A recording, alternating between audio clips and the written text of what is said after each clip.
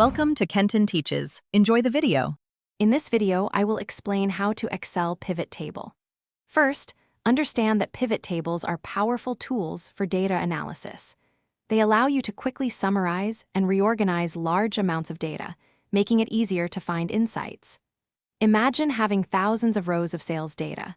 A pivot table can condense this into a clear summary, showing total sales by region or product in just a few clicks. It's an essential skill for anyone working with data in Excel.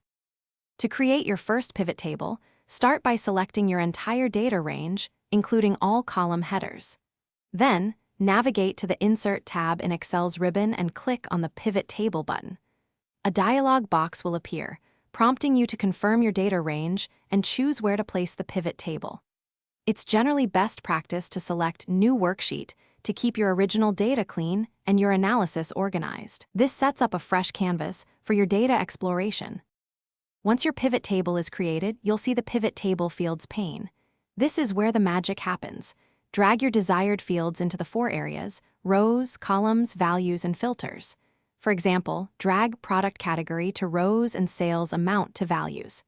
The values area typically defaults to sum, but you can change it to count, average, or other calculations. Filters allow you to focus on specific subsets, like sales from a particular quarter. To truly excel, explore advanced features.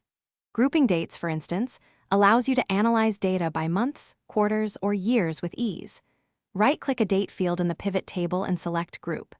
You can also add calculated fields to perform custom calculations not present in your raw data, like profit margin. Remember to always refresh your pivot table after making changes to your source data to ensure your analysis is up to date. Thanks for watching. Please subscribe if this video was helpful.